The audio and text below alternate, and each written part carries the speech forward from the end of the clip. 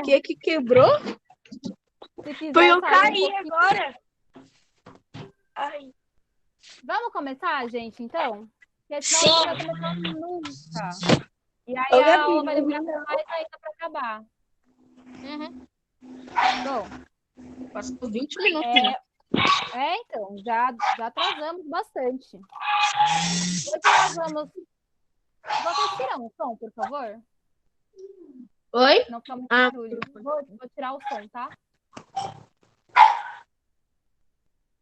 Porque senão fica muito barulho e aí a gente não consegue se ouvir direito. Hoje nós vamos falar sobre verbos, então a gente vai fazer uma revisão sobre isso, porque, como vocês sabem, né, a gente está estudando análise sintática, e na análise sintática a gente sempre começa a análise achando o verbo na oração. Então, o verbo agora vai ser um elemento muito importante para a gente conseguir compreender melhor as nossas análises. Se a gente não sabe o que é verbo, a gente não consegue fazer mais nada daqui para frente. Então, a gente precisa fazer essa revisão aí de verbo, tá? E depois que a gente fizer essa revisão, eu acho que só na próxima aula a gente vai lembrar um pouco também, né? O que é transitividade verbal e o que é voz ativa e voz passiva. Mas eu acho que isso vai ficar para a próxima aula, tá bom? Hoje nós vamos começar o capítulo 15, na página 172. Antes da gente falar sobre verbo, a gente vai falar um pouco sobre um texto que ele é muito importante na literatura brasileira, que é do livro Os Sertões, de um autor chamado Euclides da Cunha. Esse é um livro do século XIX, se eu não me engano. Não é do século XIX, mas que se trata de um acontecimento do século XIX, que é a Guerra de Canudos. Vocês já ouviram falar na Guerra de Canudos? Não? Nem na aula de história? Não. Não. Acho que a gente vai aprender isso só no oitavo ano, sei lá. Eu não sei exatamente quando vocês aprendem sobre isso, tá? Mas eu vou falar um pouquinho sobre, para vocês conseguirem compreender o que é que o Euclides da Cunha está falando para nós nesse texto. Antes de começar a ler o texto, já deixo um aviso que ele é um texto complicado. Ele não é um texto agradável, assim, para nós, né? A gente lê, não sente aquele maravilhamento, assim, que muitas vezes os textos que nos interessam trazem. Porque ele é um texto antigo, ele é um texto que é muito documental, então ele está registrando assim um costume, uma cultura, uma época, uma forma de vida que viviam esses sertanejos aí do qual ele está falando. Então ele não vai ser aquele texto assim que vai super agradar vocês, tá? Então já deixo isso de antemão avisado. Mas ele é um texto bem importante assim para a nossa literatura, porque ele vai falar de Canudos, que foi um acontecimento real aqui no Brasil. O Brasil, quando ele se tornou república, ele deixou de ser monarquia, ou seja, não tínhamos mais reis aqui comandando o Brasil.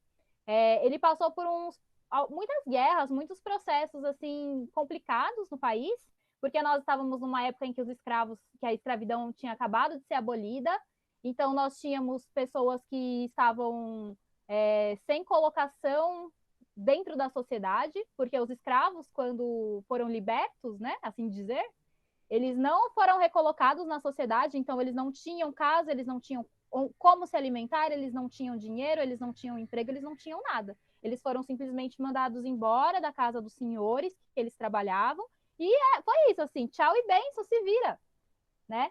Então, a gente enfrentou um problema muito grave aí no Brasil, que foram essas pessoas que ficaram sem nada, assim, simplesmente abandonadas à mercê de sua própria sorte.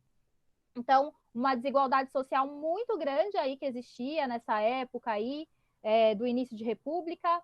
Se era assim em São Paulo, imagina como que era lá no Nordeste, no sertão. Né? No sertão, lá no Nordeste, era um local onde não chegava... no Nordeste, no interior de Minas Gerais, tá? Toda essa região assim, não chegava nenhuma política pública, então eram pessoas que eram completamente abandonadas pelo governo. E aí, por não chegar nenhuma política pública, o que aconteceu? Existia um homem que se chamava Antônio Conselheiro, e Antônio Conselheiro, ele era bem cristão, assim, ele defendia várias ideias bíblicas, mas ele também era contra todo tipo de autoridade, ele era contra as injustiças, porque como no sertão não chegavam as leis do governo, virou uma terra de ninguém, né? Então, o que acontecia? Os mais ricos detinham do poder e praticamente escravizavam aqueles mais pobres. Então, os mais pobres pagavam juros altíssimos, recebiam pouco, então viviam numa condição de desigualdade muito grande, assim, era completa desigualdade. Quem comandava mesmo eram os grandes latifundiários, que eram os donos das grandes terras. E aí eles faziam os que bem entendiam com o resto da população, que não tinham a quem socorrer, a quem pedir algum auxílio, nada. Assim. Era uma terra de ninguém mesmo. Então, os grandes latifundiários mandavam e o resto tinha que obedecer para ter o que comer. E aí, o que Antônio Conselheiro fazia? Ele pregava contra todo esse tipo de injustiça, né? Ele acreditava muito na fé cristã e muito na liberdade, no fim da desigualdade. E aí, as coisas que ele falava começou a atrair muita gente. Ele começou a ser visto quase como um missionário, assim, sabe? Porque a forma como ele falava despertava o interesse e despertava a vontade das pessoas de seguir os conhecimentos desse homem. E aí, o que eles fizeram, né? Muitas pessoas atraídas pela fala dele, também em busca de uma vida melhor, porque eles tinham umas vidas péssimas, se atraíram por Antônio Conselheiro e fundaram uma terra, né, uma vila, que ficou conhecida como Canudos. E aí eles eram independentes entre si, e dentro dessa vila não tinha o domínio aí dos latifundiários, e também não tinha o domínio do governo. Então eles eram livres, eles plantavam, eles colhiam, e eles viviam de uma forma mais igualitária. Então todos trabalhavam para o bem de todos ali dentro. Só que isso incomodou o governo, né? Porque eles começaram a dizer, então, que o Antônio Conselheiro estava promovendo revoluções contra a República, que era o novo modelo que o governo tinha adotado, porque antes nós estávamos na monarquia, né? E aí se instaurou a República. E aí eles diziam que Antônio Conselheiro, ele era um monarquista, então ele defendia o antigo regime, e ele estava querendo promover revoluções, rebeliões contra o governo novo, que era a República. E aí eles começaram a mandar militares para destruir Canudos, né? E aí, assim, teve a Primeira Guerra, Canudos venceu, porque eles mandaram poucos militares e Canudos já tinha crescido demais, assim, tinha muita gente lá mesmo vivendo nessa comunidade. Então Canudos venceu. Na Segunda Guerra que teve, Canudos também venceu. Na terceira, eles mandaram um general lá que era super conhecido e Canudos conseguiu matar esse general.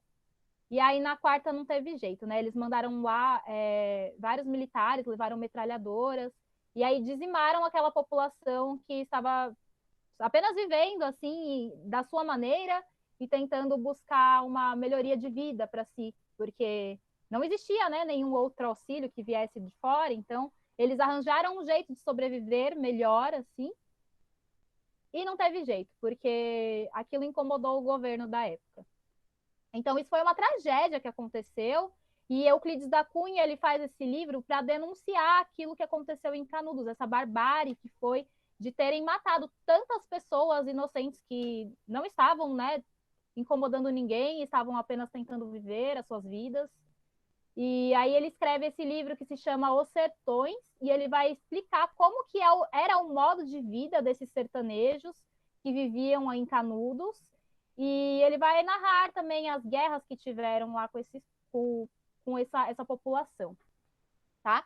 Então, por isso que ele é um livro importante, porque ele faz um relato de um acontecimento bem relevante na nossa história do país, que a gente consegue enxergar um pouco da opressão, da injustiça que a nossa história tem, né, ao longo de todos esses anos, o tanto de injustiça e opressão que a população sofreu, o tanto de desigualdade que há no nosso país.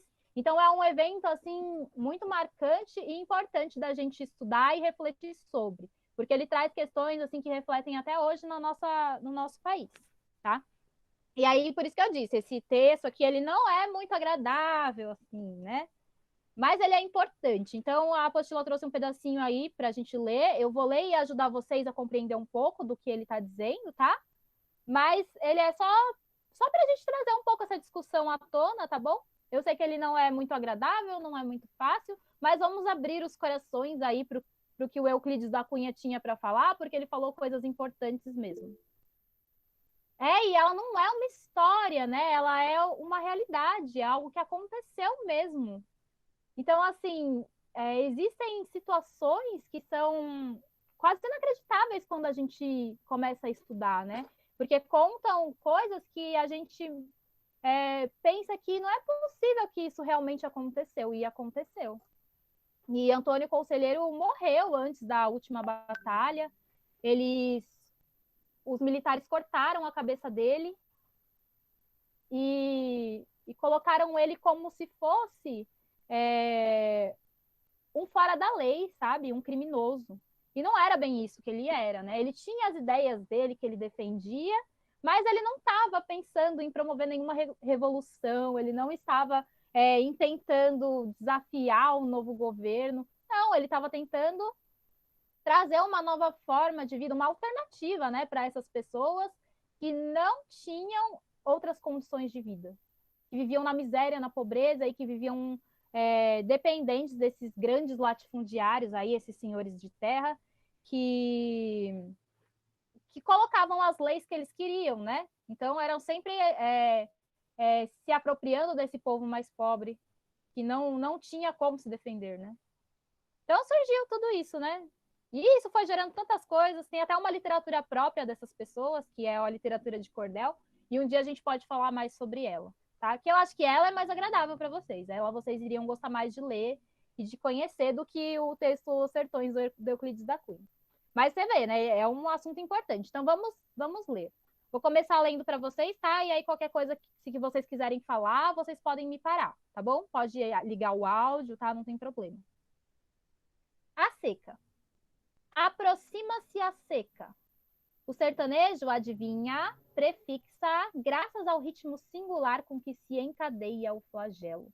Então, a seca é um grande problema aí no sertão, né? Porque toda plantação depende do clima. Se não tem água, se não tem um bom solo, se não tem chuva, não tem comida para eles. Eles dependem da chuva. E aí, quando chega a época da seca, o sertanejo precisa encontrar alternativas para fazer com que a plantação deles cresça. Senão, não tem jeito, eles vão passar fome. Então, ele já vai prevendo, né? Quando ele vai sentindo os sinais da seca, ele vai encontrar maneiras. Vamos ver como que eles vão encontrar. Entretanto, não foge logo, abandonando a terra, a pouco e pouco invadida pelo limbo candente que irradia do Ceará. Esse limbo candente que irradia do Ceará é o sol, né, que vem chegando forte. Então, assim, ele não abandona a terra de vez, porque existem situações em que eles precisam abandonar essa terra, essa plantação que eles conseguiram, tá? Porque a seca não tem jeito, não vai fazer com que nada floresça ali, nada brote ali. Mas eles não abandonam de vez, eles primeiro tentam algumas alternativas. Quais são elas? Buckle, que aí tem uma notinha, né, que é um historiador inglês que exerceu grande influência entre intelectuais brasileiros no século XIX e começo do XX. Então, ele é um historiador, né? Buckle, em página notável, assinala a anomalia de não se afeiçoar nunca ao homem naturais que o rodeiam. Então, o que esse Buckle fala? Ele fala que o homem, ele não se afeiçoa às calamidades naturais, assim, ou seja, as desgraças, assim, que acontecem por meio de fenômenos da natureza, como, por exemplo, uma enchente ou um terremoto, né? Então, o homem não se afeiçoa a isso, ele não se adapta a isso. Nenhum povo tem mais pavor aos terremotos que o peruano. E no Peru, as crianças, ao nascerem, têm o berço embalado pelas vibrações da terra. Então, o povo peruano já está sabendo, né, dos terrores que é um terremoto. E aí as crianças já nascem com esse já tem o berço embalado pelas vibrações da terra. Então, já é algo que eles conhecem desde o nascimento, desde sempre, desde pequenos eles são acostumados e temerosos aos terremotos. Mas o nosso sertanejo faz exceção à regra. Por que o sertanejo é uma exceção, né? A seca não o apavora. Então, diferente dos peruanos, por exemplo, que tem temor aos terremotos, que é algo natural na terra deles, a seca para o sertanejo não é algo que apavora eles lutam contra a seca. é um complemento à sua vida tormentosa, emoldurando-a em cenários tremendos. Enfrenta estoico. Estoico é impassível, né? Então ele enfrenta sem se abalar. Ele vai, vamos lá lutar, ver como que a gente pode driblar essa questão aí da seca. Apesar das dolorosas tradições que conhece através de um sem número de terríveis episódios, então eles sofrem, né? Tá dizendo que eles encontram muitas dolorosas tradições, né? Que eles conhecem muitas dores da terra, da situação em que eles vivem. Alimenta a todo o trans-esperança de uma resistência impossível. Então, apesar de tudo que eles passam, eles continuam sendo alimentados pela esperança da resistência. Então, eles resistem apesar de tudo. Olha que povo forte, guerreiro, né? Com os escassos recursos das próprias observações e das dos seus maiores, em que ensinamentos práticos se misturam a extravagantes crendices, tem procurado estudar o mal. Qual que é o mal? É o sertão, né? Eles estudam o mal, eles estudam o sertão, não, a seca. Eles estudam a seca para o conhecer, suportar e suplantar. Então, eles estudam o que é essa seca para poder combater ela, ver quais são as alternativas que eles têm para driblar essa seca. Aparelha-se com singular serenidade para a luta. 2 ou 3 meses antes do solstício de verão, especa e fortalece os muros dos açudes ou limpa as cacimbas. As cacimbas são os poços, tá? Então, eles vão, antes de chegar à seca, eles já começam a se preparar aí na terra deles, para fortalecer os muros dos açudes e limpar as cacimbas. São os poços onde eles conseguem encontrar água. Faz os roçados. O roçado é quando eles aram a terra, tá? E arregou as estreitas faixas de solo arável à orla dos ribeirões. Está preparada para plantações ligeiras à vinda das primeiras chuvas. Então, eles preparam o solo antes de chegar à seca, porque eles já sabem que eles vão passar por isso. Então, eles já arranjam alternativas para ver se eles conseguem fazer com que as plantações deles deem frutos. Procure em seguida as alturas. Atenta longamente nos quadrantes. Aperquire os traços mais fugitivos da paisagem. Os sintomas do flagelo despontam-lhe então encadeados em série, sucedendo-se inflexíveis como sinais comemorativos de uma moléstia cíclica da season assombrada da terra. Passam as chuvas do caju em outubro, rápidas, em chuvisqueiros prestes delidos nos ares ardentes, sem deixarem traços. Então, chovem umas chuvas que são becas, né? Que não auxiliam tanto, e pintam as caatingas aqui e ali por toda parte, mosqueada de tufos pardos de árvores marcescentes, cada vez numerosos e maiores, lembrando os cinzeiros de uma combustão abafada sem chamas. E greta-se o chão e abaixa-se vagarosamente o nível das cacimbas, que as cacimbas são esses poços que eles cavam na terra para encontrar água. Do mesmo passo, nota que os dias estuando logo ao alvorecer transcorrem abrasantes, à medida que as noites vão se tornando cada vez mais frias. Então, lá nessa região, os dias são extremamente quentes e as noites são frias. Então, olha só todo o processo de adaptação que eles têm que passar para aguentar esse clima, né, essa temperatura.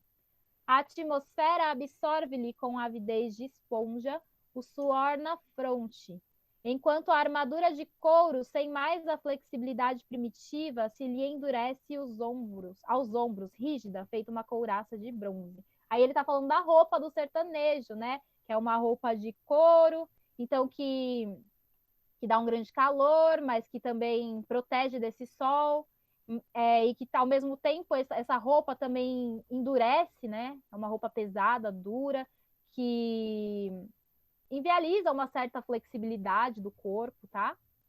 Então endurece os ombros deles. E ao descer das tardes dia a dia menores e sem crepúsculos, considera entristecido nos ares em bando as primeiras aves emigrantes transvoando a outros climas. Então eles veem os pássaros indo embora, né, na época que está chegando a seca. Então eles vão embora em busca de outros climas, mas os sertanejos não podem fazer como os pássaros irem embora, porque eles não têm outras terras. Então eles não têm outras alternativas de onde comer aí. É o prelúdio de sua desgraça. vê-o acentuar-se num crescente até dezembro. Então, até dezembro, eles sabem que eles vão passar por esse momento de grande dificuldade aí, e eles não têm como escapar, né? Então, eles têm que enfrentar a seca do sertão aí. Então, eles vão arranjando alternativas, né? Então, dá para ver que é um povo guerreiro, que não foge, mas que, ao mesmo tempo, é completamente abandonado pelo Estado, né? O Estado não oferece nenhuma alternativa para eles de melhoria de vida, de alimento. Então, né, Canudos veio para isso, para buscar uma alternativa, mas foi destruída. Destruída porque o governo se sentiu ameaçado, né? Porque é a ameaça quando tem uma figura que está trazendo tantas pessoas ali para trabalharem aí, e essas pessoas poderiam ser trabalhadores dos latifundiários, que iam ganhar dinheiro e iam lucrar, né? Então, por isso que é uma ameaça, porque aí esses grandes donos do poder, né, esses latifundiários, eles ficam sem trabalhadores e aí eles acabam ganhando menos dinheiro. Então, é sempre assim, né? Sempre essa briga por dinheiro, que é muito complicado. Então, às vezes, o dinheiro, ele vem acima do bem-estar de pessoas, de idosos, de crianças, de homens e mulheres, né? Então, não se pensa assim exatamente no bem-estar do outro, mas muitas vezes se pensa no dinheiro. Isso é muito problemático, né? E foi o que aconteceu aí em Canudos. Difícil o texto, né? O que vocês acharam? Eu achei legal. Que bom que você achou legal, ótimo. Então quer dizer que você abriu o seu coração para ouvir a voz do Euclides da Cunha. Eu achei um pouquinho chato, professora. Ele é um pouco complicado, né? Precisa parar É e chato ler, e ao mesmo tempo legal. porque ele fala de coisas interessantes, né? Mas ele é pesado, assim. Temos que olhar bastante no dicionário, pesquisar para entender, né, a situação. Mas fiquei feliz que vocês se abriram assim para escutar e acharam interessante isso que o Antônio Conselheiro, aliás, o Euclides da Cunha diz sobre Canudos. Oi, pode falar. Sobre isso, eu amo ler livro, né? Então, para mim foi uma coisa legal. Eu também amo ler livro, então eu sempre dou uma oportunidade para os livros, né? Nossa, vocês amam ler livros? Eu amo ler livros. Eu amo. Eu não, detesto. Eu detesto. Às vezes é porque você ainda não encontrou o livro que vai te afeiçoar, assim, que vai ser o livro da sua vida, né? Acontece a gente não gostar de livro. Mas eu acho que a gente tem que dar uma oportunidade para eles, porque existem muitos livros, existem muitos tipos de leituras. Pode ser que alguma te agrade, sempre tem alguma que vai nos agradar. Mas a gente precisa estar com o coração aberto para ouvir, né? Para procurar, para buscar. Se a gente está com o coração fechado, é difícil a gente encontrar algo que a gente goste, né? Então, agora que a gente falou um pouco do sertão, vamos falar dos verbos. Eu vou abrir aqui o meu PowerPoint, tá? Vou colocar aqui a apresentação.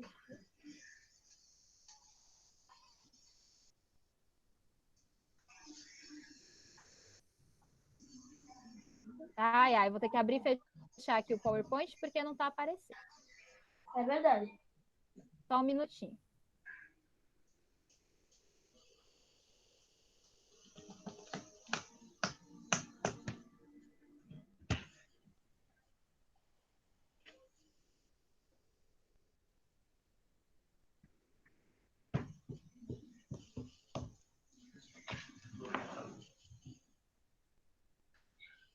Não vejo a hora da gente não ter mais esses problemas técnicos. E poder estar pessoalmente, né? Tá aparecendo? Tá. Então, o que é o verbo? O verbo é uma classificação, né, de palavras. E essas palavras, elas vão se flexionar em pessoa, número, tempo, modo e voz, que a gente vai ver mais para frente o que é cada uma dessas coisas. Mais rapidamente, só para vocês entenderem. Pessoa é primeira, segunda, terceira pessoa, lembra? Quando o verbo ele vai se flexionar em eu, tu, ele, nós, vós, eles. Então, isso que é a pessoa do verbo. O número é se ele está no singular ou no plural. Então, por exemplo, a primeira pessoa do singular, qual que é? Quem é a primeira pessoa do singular? Eu? Eu, muito bem. Então, o número ele vai dizer assim se está no singular ou se está no plural. Então, a primeira pessoa do singular é o eu. Então, o verbo é conjugado dessa maneira. A primeira pessoa do plural é qual? Nós? Nós, muito bem. Então, a gente vai classificar assim também, tá? Os verbos em singular ou plural. Depende da conjugação em que ele estiver. O tempo, passado, presente, futuro. O modo que ele está. Se ele está no indicativo, no subjuntivo ou no imperativo. E a voz, se ela é uma voz passiva, se é uma voz reflexiva, se é uma voz ativa. É algo que a gente também vai ver mais para frente, mas hoje não, tá? A voz a gente vai ver outro dia. Pode indicar, entre outros processos. Então, o que os verbos indicam? Eles indicam uma ação, por exemplo, a palavra correr, está indicando a ação de correr, né? Um estado, o que é um estado? É como que se encontra a pessoa, né? Qual que é o estado que está a pessoa? Por exemplo, ficar. Ela ficou desanimada. Percebam que o ficar, ele está indicando o estado que a pessoa ficou. Como que é o estado que ela ficou? Desanimada, tá? Eles podem indicar um fenômeno da natureza, né? Como, por exemplo, chover, nevar, amanhecer. Eles podem indicar uma ocorrência, então algo que acontece. Qual que é essa ocorrência? Por exemplo, nascer, morrer, é algo que acontece, né? Ou um desejo, por exemplo, querer, desejar, né? Tudo isso são verbos, tá? Então, o verbo ele pode indicar todos esses processos aí.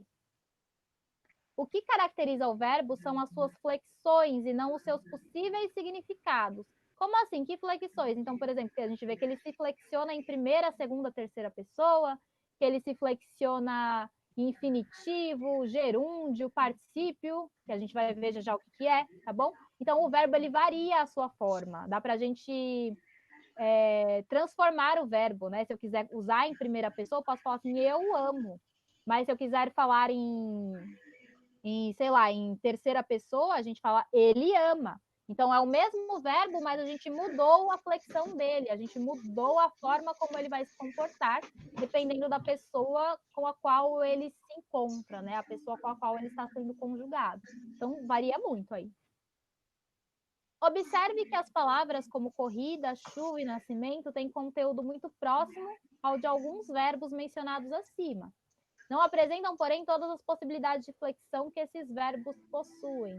Tá? Então, por exemplo, corrida, chuva e nascimento não são necessariamente verbos, né? Então, por exemplo, chuva pode ser um substantivo, então a chuva. Então, não tem todas essas flexões aí de pessoa como os outros verbos têm.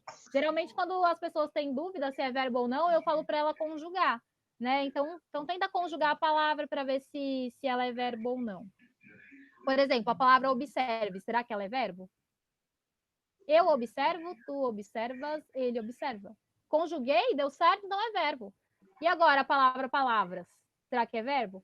Eu palavra, tu palavra, dá certo conjugar? Não.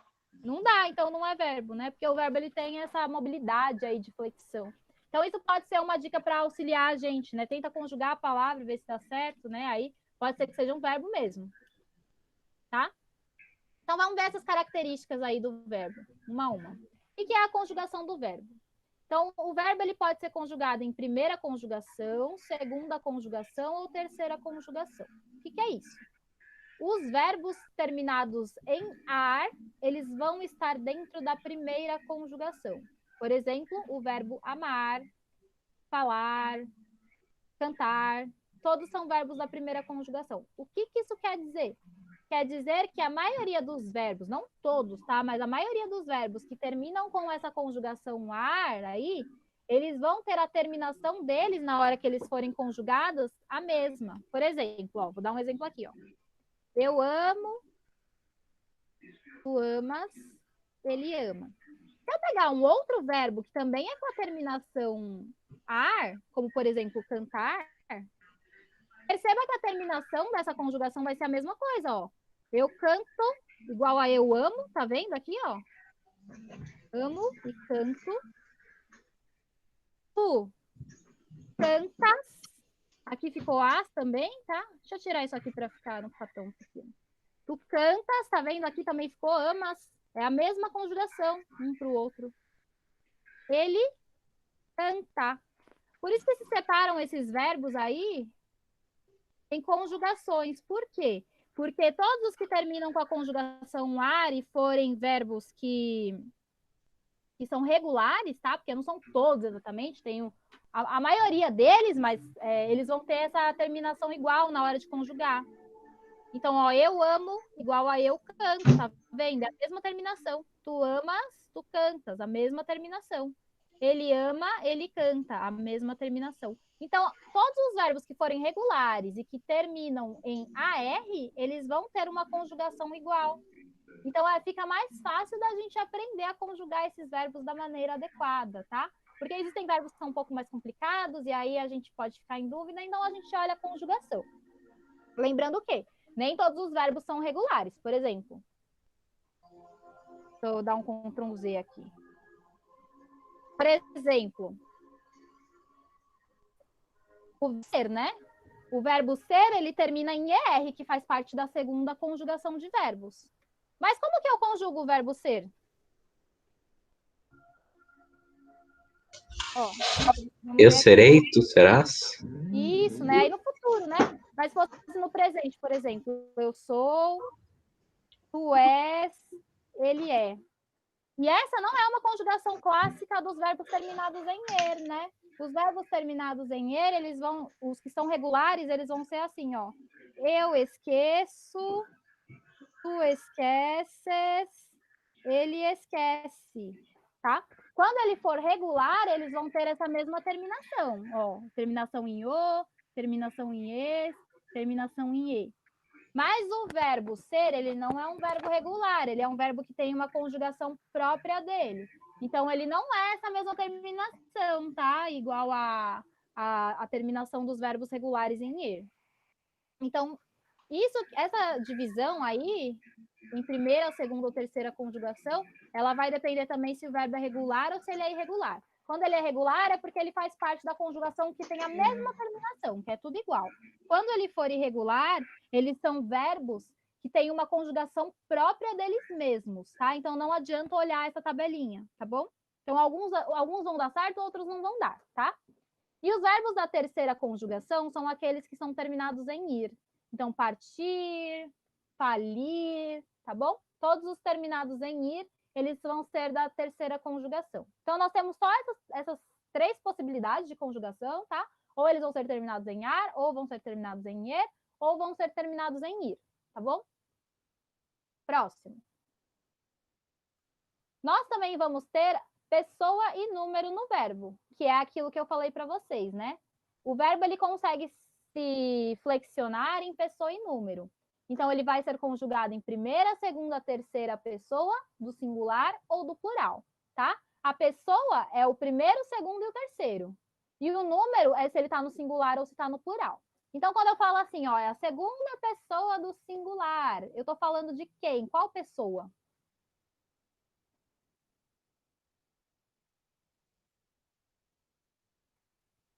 Hein? Olha aí, qual que está em segunda e singular na tabela? O que está escrito? Tu.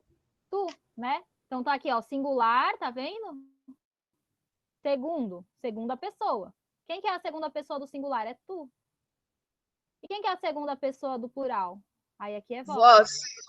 Vós, tá? Então a gente tem que saber isso de cor. Quem que é a terceira pessoa do singular? Tem que saber que é ele ou ela. Quem que é a terceira pessoa do plural? Temos que saber que são eles ou elas, né? Esquecido elas aqui. Tá? Então a gente precisa saber disso, tá bom? Porque senão a gente pode ficar um pouco confuso. Então o verbo, ele também vai se flexionar em pessoa e número, a gente tem que saber disso, a gente tem todas essas conjugações aí. Tem outras formas que o verbo também se comporta, que é quando eles estão nas formas nominais do verbo. O que é a forma nominal do verbo? Ela pode ser três maneiras em que o verbo aparece. O verbo pode aparecer no infinitivo, no gerúndio ou no particípio. Quando o verbo aparece no infinitivo, é quando eles estão terminados em ar, er ou ir, igual da primeira, segunda e terceira conjugação, lembram? Então, quando ele está naquela forma que não está conjugada dele, tá? Que tá uma forma crua, digamos assim. Então, por exemplo, lutar, tá vendo? Lutar, aqui o verbo está conjugado em primeira, segunda ou terceira pessoa? Não. Aí ele está no infinitivo, tá? Então ele não está sendo conjugado em nenhuma dessas pessoas, né? Não está nem no plural nem no singular. Ele está no infinitivo, que é o quê? Quando ele está terminado em ar, er ou ir. Então aqui lutar, terminado em ar, né? Então ele está no infinitivo. É assim que se chama. Lutar, apesar das diversidades, é um desafio. Eu aprendi a escrever.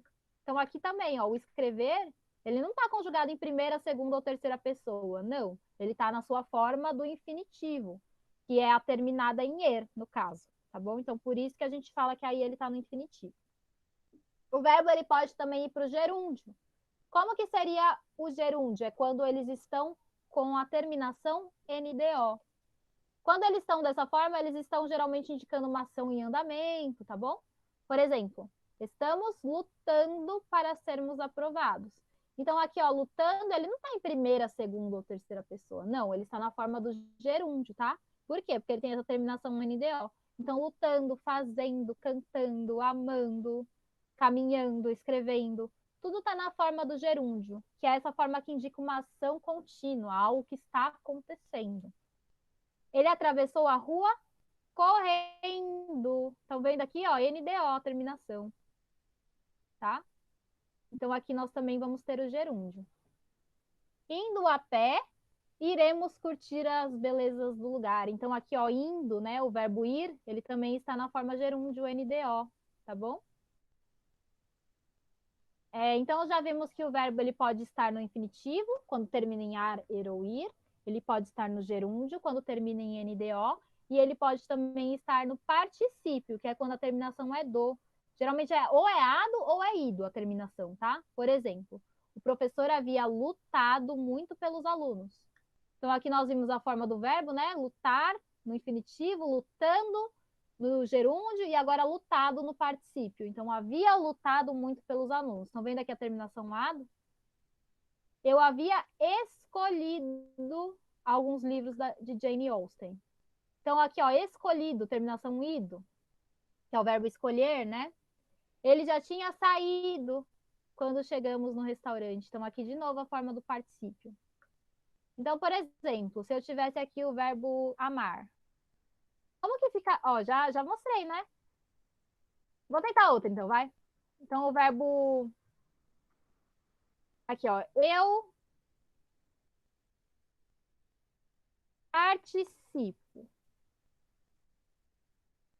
Então, eu participei.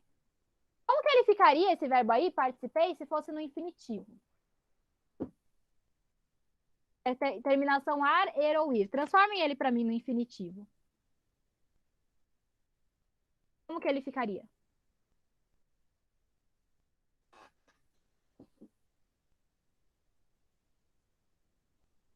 Participar? Participar. Por quê? Porque o infinitivo é a terminação AR, tá? AR, ER ou IR. Esse verbo aí, no caso, ele é um da primeira conjugação, porque ele termina em AR. Então, aqui ficou participar. Como que ficaria esse verbo no gerúndio, que é com a terminação NDO? Participando? Isso, participando. Muito bem. E como que ele ficaria no particípio? Participado? Isso, participar, tá? Então, percebam que o verbo ele tem essa flexibilidade, tá? A gente pode transformar ele no infinitivo, pode transformar ele no gerúndio, pode transformar ele no particípio. Isso é revisão, então é uma coisa que vocês já tinham que saber, tá?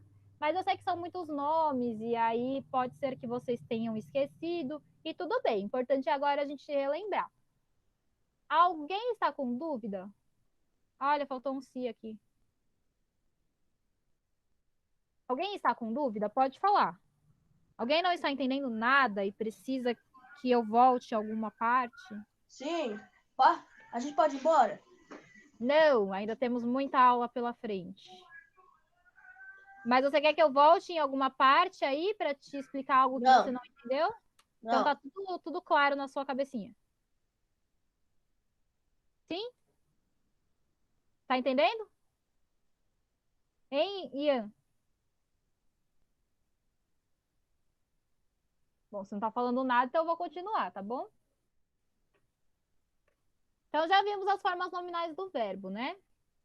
Aí agora a gente vai ver os modos em que os verbos se encontram. Isso aí que é um pouco mais complicado, né? Porque tem muita coisa. Então, os verbos eles vão se encontrar no modo indicativo, que é quando eles vão exprimir uma certeza, no modo subjuntivo, quando eles exprimem alguma dúvida, uma condição, uma possibilidade, hipótese ou desejo, ou eles vão se encontrar no modo imperativo, quando eles exprimem ordem, pedido, conselho.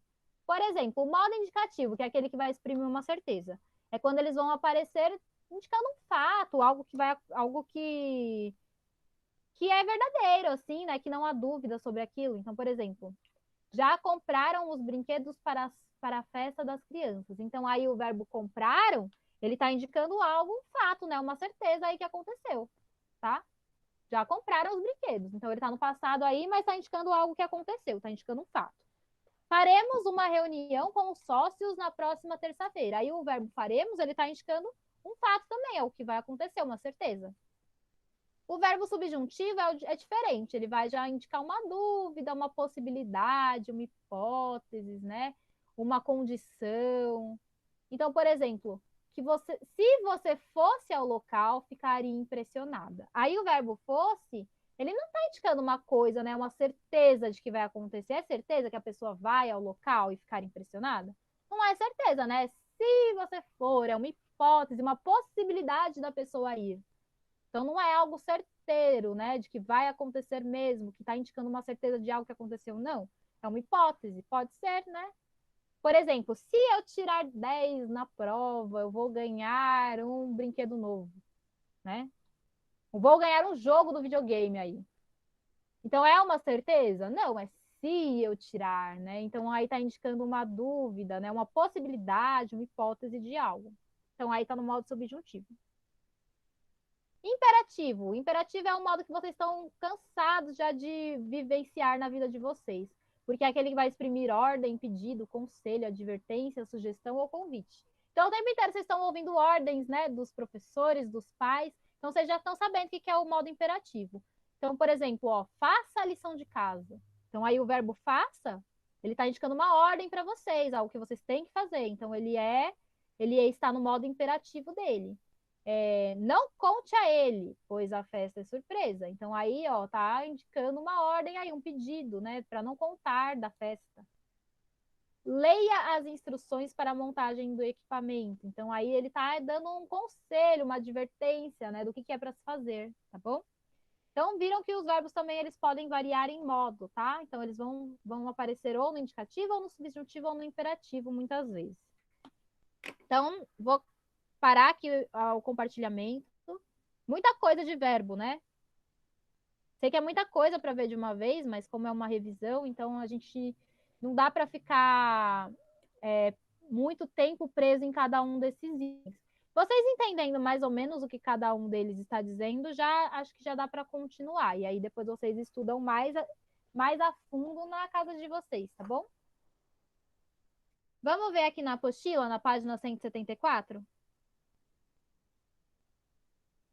Na página 174, estão vendo que tem umas tabelinhas aí, né? Então, tem a tabelinha do indicativo, e aí tem os verbos presente, pretérito perfeito, pretérito imperfeito, pretérito mais que perfeito, futuro do presente, futuro do pretérito, porque essas são todas as conjugações de tempo possíveis do modo indicativo, tá? Então, quando o verbo está no modo indicativo, que é aquele que indica a certeza, ele pode aparecer no presente, no pretérito perfeito, no pretérito imperfeito, no mais que perfeito, no futuro do presente e no futuro do pretérito.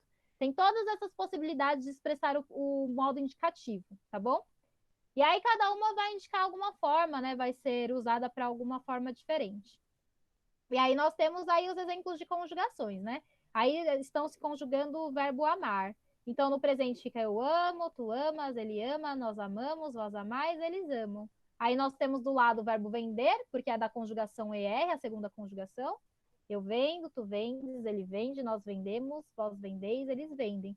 Todos os verbos que forem da conjugação ar, ou ir, que forem regulares, ou seja, não tiverem a sua conjugação própria, eles vão terminar dessa maneira. Então, por exemplo, eu pego um outro verbo aí qualquer, o verbo cantar.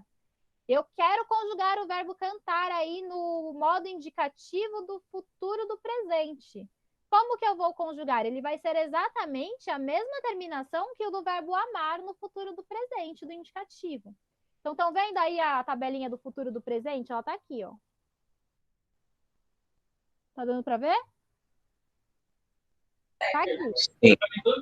A mesma terminação do verbo cantar, que é um verbo regular, vai ser igual a essa terminação do verbo amar aí no futuro do presente do modo indicativo.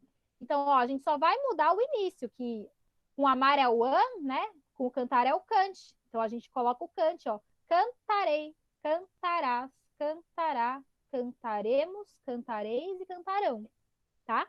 Então, para isso que é bom a gente entender essa tabela, porque aí qualquer verbo que for regular, a gente consegue conjugar vendo a terminação de qualquer outro. Porque vai ser igual, vai ser a mesma coisa. A gente só vai mudar o comecinho dele, tá bom? Ok? Então, vamos fazer os exercícios agora. Tá? Então, aí na tabela, aí nessa página, aí na 174, 175, nós temos um resumão aí disso que eu falei, tá? Bem rapidinho. Mas eu acho que qualquer coisa, se vocês precisarem, tiverem alguma dúvida, ou vocês me perguntam, ou dá para jogar no Google e pesquisar. Por exemplo, não lembro o que é o modo do verbo. Aí vocês escrevem lá no Google, modo do verbo, ou me perguntam, tá? E aí vai aparecer a explicação detalhada. Oi. Essa lição é para fazer agora? Sim, senhor. Droga. Então vamos lá. Interpretando e revisando. Então, página 175. 1. Encontre um vocábulo equivalente ao termo destacado, colocando um X na coluna correta. Então, agora, o que nós vamos fazer? Nós vamos... sabe aquele texto que a gente leu, que estava super complicado? A gente vai ver algumas palavras aí deles e ver qual que é a tradução, né? Um sinônimo dessas palavras aí. Então, no 1A... Das que estão em negrito, né? Isso, das que estão em negrito. Então, no 1A, a gente vai depois marcar nessa tabela aí embaixo, tá vendo? Tem uma tabela 1, 2, 3. Então, nós temos 3 opções aí do que significa flagelo. Será que flagelo é cabeleira, pobreza ou calamidade? Aí a gente vai marcar a opção correta, tá bom? Então, o que vocês acham que é flagelo? Conquista em cadeia ou flagelo?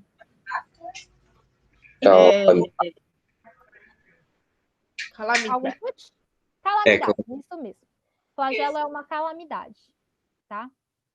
Então, agora B. Invadida pelo limbo candente que irradia do Ceará. Então, Ardente. Ardente, muito bem, porque esse limbo candente são os raios do sol, tá? Muito bem, então aí é ardente. C. Assinala a anomalia. Irregularidade. Muito bem, irregularidade. Isso mesmo. D. Enfrenta estoico. Eu falei que era estoico. Vamos ver se alguém lembra. Rígido, impassível. Impassível. Isso mesmo, rígido e impassível. Então, enfrenta sem se alterar, né? Era isso que o sertanejo fazia quando chegava o sertão. Enfrenta sem desanimar, sem fraquejar ali. E, para o conhecer, suportar e suplantar. O que é suplantar? Superar. Superar, muito bem. F. Antes do solstício de verão, especa e fortalece os muros dos açudes ou limpa as cacimbas. Escora. Escora. Escorar, que é a mesma coisa que sustentar, tá? Próximo. G. Faz os roçados e arregoa. O que é arregoa? Racha. Isso, é racha. Isso aí é fazer uma abertura, tá? Abrir um buraco. É isso que eles fazem. H. E perquire os traços mais fugitivos das paisagens. O que é perquire? Investiga. Muito bem, investiga. Então, eles fazem toda uma investigação aí da terra de como combater a seca. E moléstia cíclica da sezão assombradora de terra. Malária, muito bem. Até me perdi aqui já. J. Que pintam as caatingas aqui e ali por toda a parte. Mosqueadas. Murchas. Isso, são árvores murchas.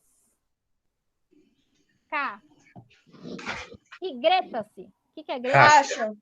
Racha. Acha. Vocês estão olhando na resposta, né? Claro. Oi? É claro. Tô percebendo, que vocês não têm nem dúvida, né? Já é na lata aí da resposta certa. Alguém se perdeu professora. e precisa que É, repita? professora, com o sistema etapa consertado, quem não vai olhar? Pois é, né? De fato. O Jonas. Mas é bom vocês não olharem, tá? Olhem E a pra Manu. resposta. E a Manu também. Alguém se perdeu e precisa que repita? Não. Não. Não, né? Vocês têm aí a resposta. Mas tenta fazer, gente, também, tá? Senão fica muito fácil. Assim vocês não aprendem. Até parece que é o que vai querer tentar fazer, né, professora? Mas quem tá tentando fazer é quem vai aprender de fato, né?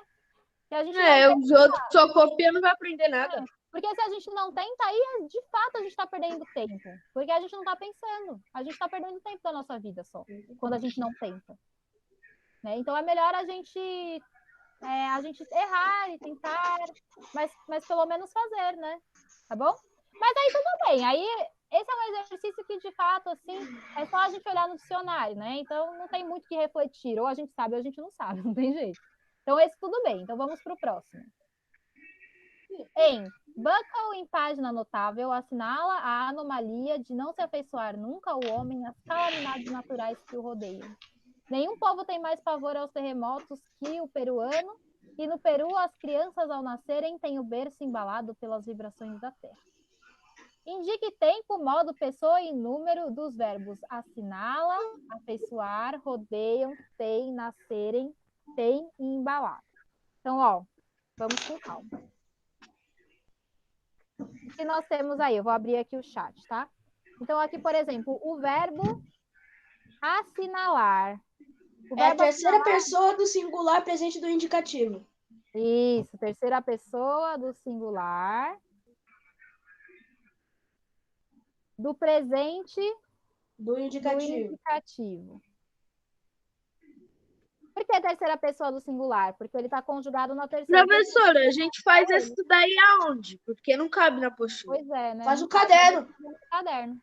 Então, ele assinala. Então, está na terceira pessoa do singular, no presente do indicativo. Estou mandando aqui, tá no chat.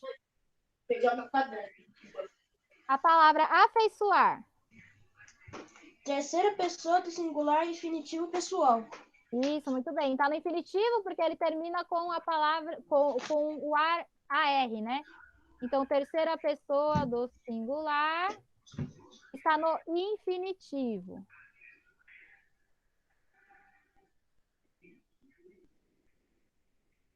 Aí nós temos rodeiam. Fala aí para mim, Ian. Terceira pessoa do plural presente do indicativo. Isso, terceira pessoa do plural presente do indicativo.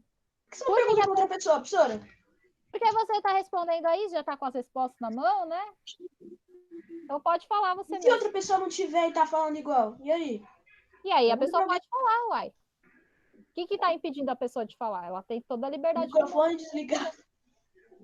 Tá? Então, rodeiam a terceira pessoa do plural que está no presente do indicativo, tá? Por que a terceira pessoa do plural? Porque olha a conjugação. Eles rodeiam. A terceira pessoa do plural é eles ou elas, tá? Então, a terminação fica dessa forma. Rodeiam.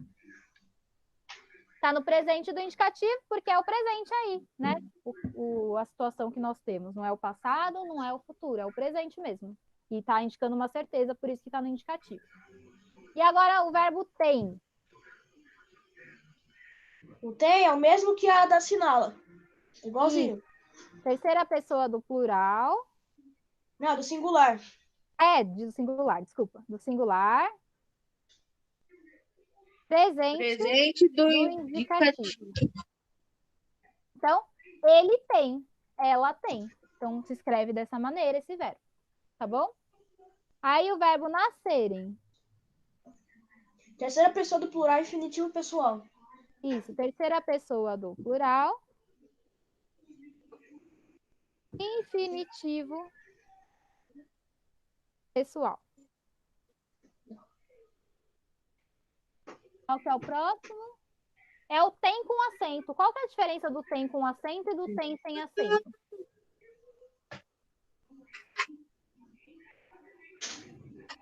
tem com acento é quando ele está na terceira pessoa do plural. Ele indica um plural, tá? Então, eles têm. Ele Olha lá, mamãe. é o tem com acento. Ele tem é o tem sem acento. Então, aí está na terceira pessoa do plural, do presente, do indicativo. E é embalado? Particípio. Participe. Muito bem, particípio, que é quando termina com ado, lembra? Ok. A B acho que a gente não precisa fazer não, tá? Vamos pular a B. Agora 3. Releia o trecho Os Sertões, identifique os verbos que estão empregados nas formas nominais. Em seguida, transcreva-os separando-os na tabela a seguir. Não precisa achar todos, tá? Então, achem 3 aí que estão no infinitivo, 3 no gerúndio e 3 no particípio. Afeiçoar, estudar e conhecer. Isso, então aí infinitivo Pessoal, pessoal, né? Qual que é o infinitivo pessoal? É quando os verbos terminam com ar, er ou ir. Então, aí nós achamos afeiçoar, estudar, estudar, conhecer. conhecer. Não temos nenhum que termina com ir, né? Não. Não, só tem com ar e com er. Então, pode ser esses 3 só, não precisa ser todos, né? Senão a gente não vai acabar nunca. Aí não cabe, né, professora? Até cabe, só que... Cabe sim. Né? A letra dela é grande. Ah, tá. Então, agora é o gerúndio, que é quando os verbos terminam com NDO. Então, é Abandonado, Não. Estuando e tornando. Como que é o primeiro que vocês falaram? Abandonando. Abandonando, isso, muito bem. Se fosse abandonado, aí seria particípio, tá? Então, abandonando, que é quando está indicando uma ação contínua, né? NDO. Qual que é o outro? Emoldurando. Não, estuando. e crescendo. Vamos crescendo, então, vai. Crescendo. Abandonando, emoldurando e crescendo. Então, a terminação do gerúndio é assim, termina com NDO. Viram que todos terminam dessa maneira? E o particípio?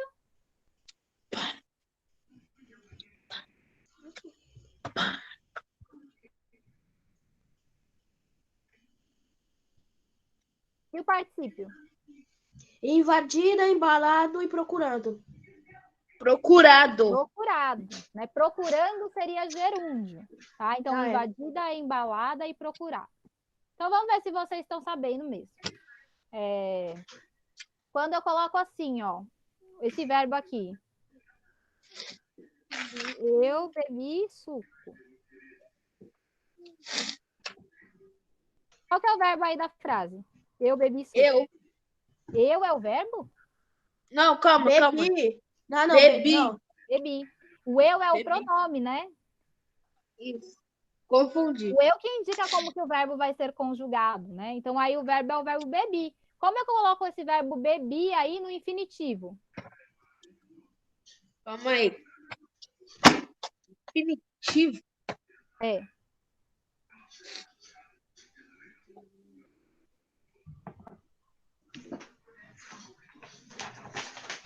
Você tá na 4, professora? Não, eu tô na invenção da minha cabeça agora. Oxi. Não tem. É só para ver se vocês estão sabendo mesmo. Como que é o verbo bebi no infinitivo? Beber.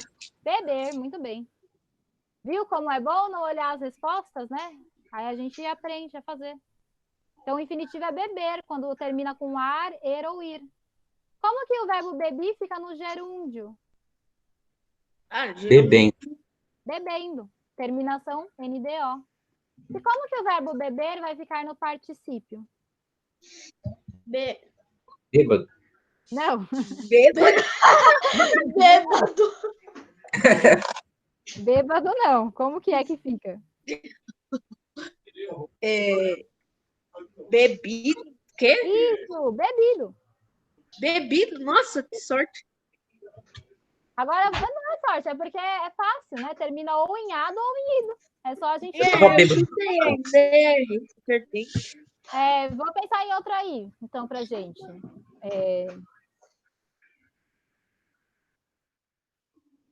Ela falou de você.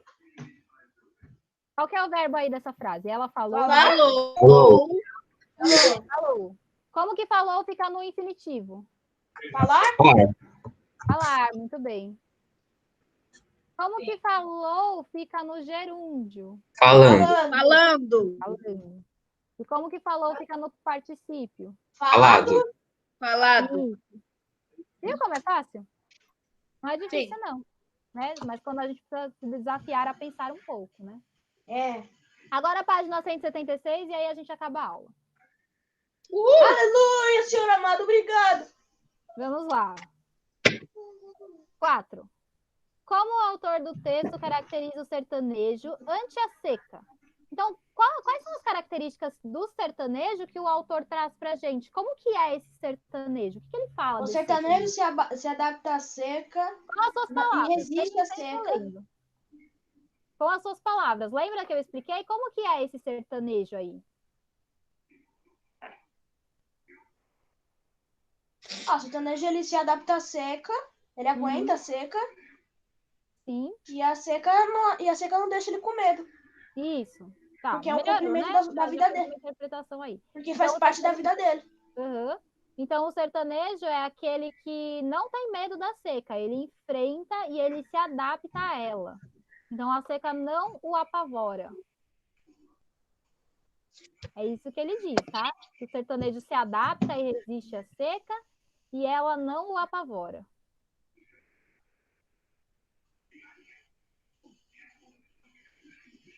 E ela não pode apavorá-lo, porque ela faz parte da vida dele, né? Se ele se apavora pela seca, ele morre. Não dá. É Ele mesmo. precisa enfrentar mesmo, ele não tem outra saída.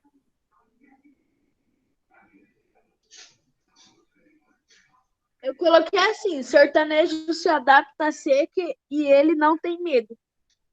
Isso, não tem medo dela. Coloca assim. Agora aí na 5. Na 5 a gente vai ter que voltar no texto para descobrir, tá? Não adianta ficar colando aí, tem que esperar eu primeiro ler o trecho. Eu grifei as frases que tá aqui no texto e consegui. Ótimo, aí você já me auxilia a encontrar as frases. Então, quando ele fala assim, ó. Identifique os termos a que se referem os pronomes destacados. Todas as palavras que estão destacadas aí são pronomes. E os pronomes, qual que é a função deles? Substituir ou acompanhar os nomes. Nesse caso aí, todos esses pronomes estão substituindo um outro nome para não repetir esse nome em questão.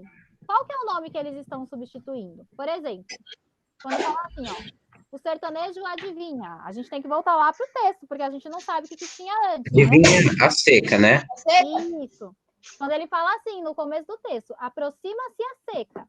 O sertanejo adivinha. Esse A está se referindo à seca, né? Então, o sertanejo adivinha a seca. Então, essa é a resposta que vocês vão colocar. Esse A, ele significa a seca. Eu coloquei É isso que assim. ele está substituindo. Vocês percebem a utilidade dos pronomes? Eles servem justamente para não ficar tendo uma repetição e o texto ficar mais fluido. Porque se eu falo assim, ó, aproxima-se a seca, o sertanejo adivinha a seca e prefixa a seca. Fica muita repetição, né? Fica um texto cansativo e chato. Então, a gente coloca o A, né, no lugar, esse pronome, para substituir essa palavra, para não ficar um texto todo truncado, todo esquisito, todo repetitivo. B. Naturais que o rodeiam. E agora? A gente tem que voltar lá no texto. Onde que está essa parte aí que vocês não sabem? Oi? As calamidades naturais? Não. Tá no terceiro, aliás, no quarto parágrafo, né? Porque o primeiro parágrafo é aproxima-se a seca, o segundo é o sertanejo, o terceiro é entretanto, e o quarto aí é o... É o homem. O homem. Ele fala assim, ó. O homem. Assinala a anomalia de não se feiçoar nunca o homem as calamidades naturais que o rodeiam. As calamidades naturais estão rodeando quem? O homem, tá? Então, é as calamidades naturais que rodeiam o homem. Então, a B, vocês vão colocar o homem.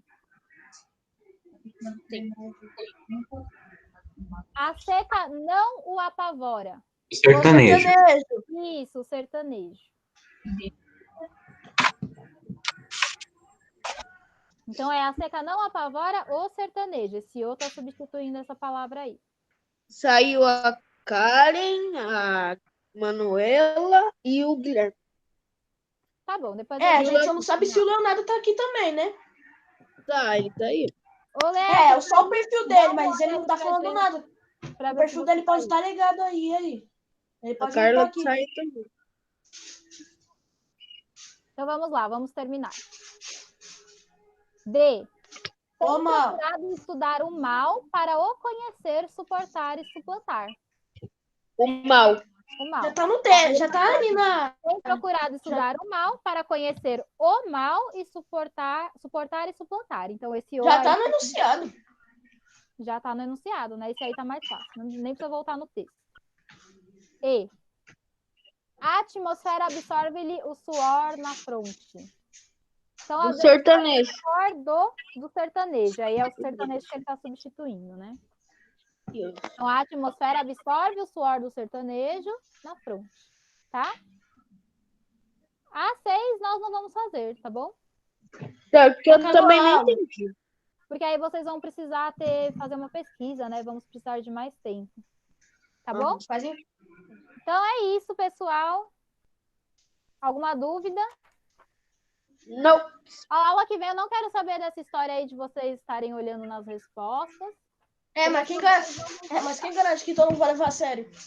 Pois é, né? Eu vou ter que falar com o pai de vocês na reunião que está em breve para acontecer. Que vocês estão Que olhando as reunião? respostas, Professora, que como é vai que ser rola? marcada já. Como é que rola? Como é que rola a Marcada reunião? E aí eu vou Na falar escola? com o pai de vocês. Não, Ele vai falar. pelo Vai computador. falar que tá olhando. Vou falar assim, ó, eles tá. estão olhando lá nas respostas e não estão pensando. Ah, tá, professora, que susto. Nossa, pensei que você ia fazer a reunião na escola. Não. Não dá, né, no momento. A gente É. tem que se proteger ainda. Pandemia. A pandemia ainda tá forte, né? Então É não isso dá aí. pra arriscar. Então é isso, pessoal. Alguma dúvida? Não. Alguma Não. pergunta? Alguma coisa que vocês queiram falar? Não. Não? Então tá bom. Então tchau.